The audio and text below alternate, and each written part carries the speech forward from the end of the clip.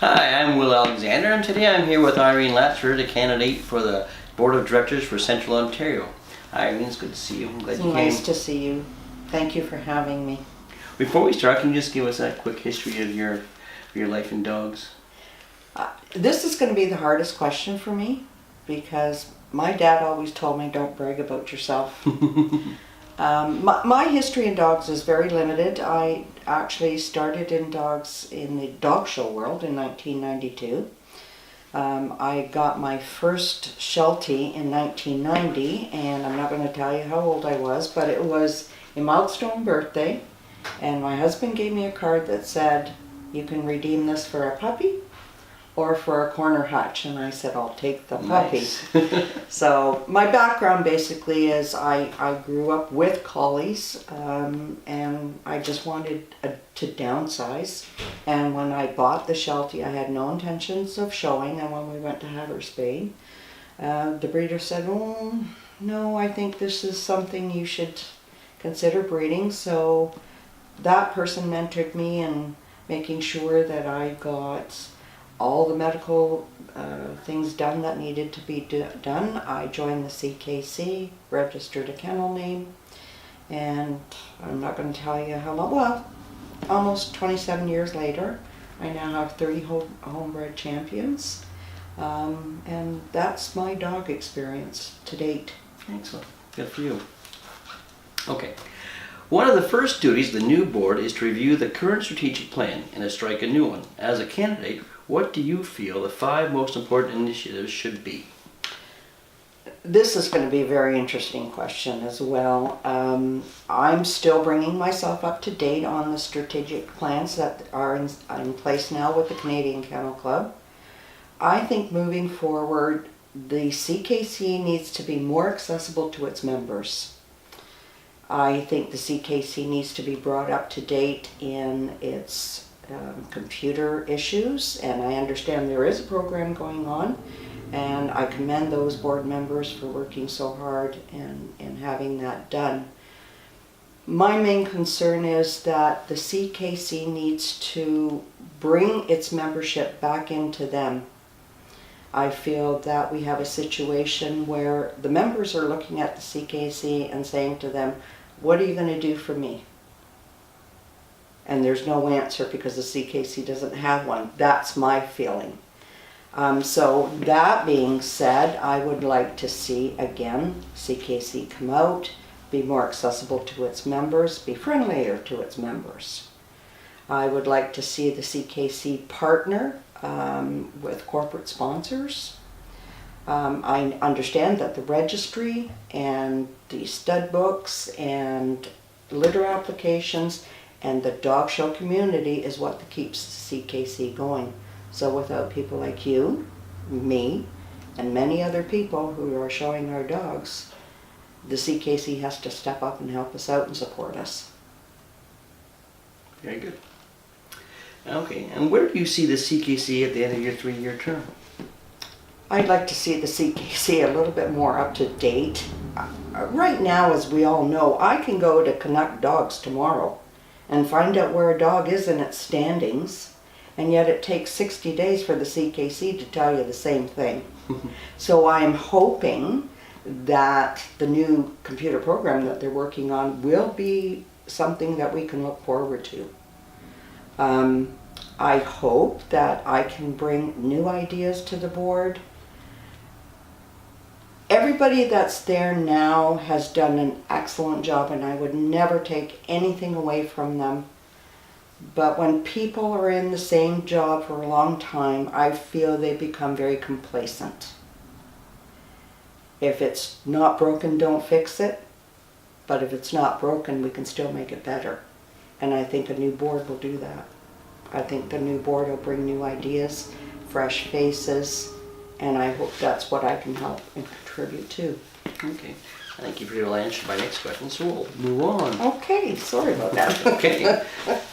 As with any nonprofit organization, financial obligations are always a concern. The CKC has gone from boom to bust several times in recent years. That being said, what financial skills and vision would you bring to the table to ensure the CKC continues to grow? I'm not I'm going to be very honest, I don't have a lot of financial skills. However, some of my ideas would be corporate sponsorship for one. There are so many people in the Canadian Kennel Club that are so well educated.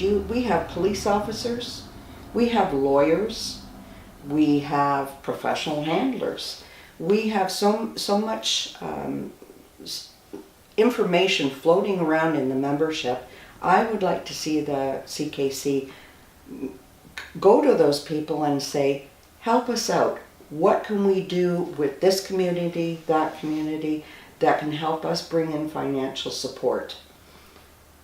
I often have asked, my puppy people, would you like to join the CKC? And their answer to me is, what's in it for me? And I can't answer them, which I think is not a good thing. If a breeder like myself can't do that, then it's upsetting to me. So there are things that we can partner with insurance companies, we can partner with rental companies, pet food stores. There's a lot that can be done. And it's just a matter of someone who can juggle through all the logistics that have to go with that. But I mean, there's ideas out there, and I'm sure I could contribute to those ideas. Interesting.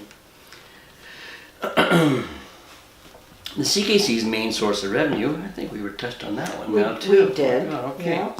Yeah. You did all. You answered all my questions.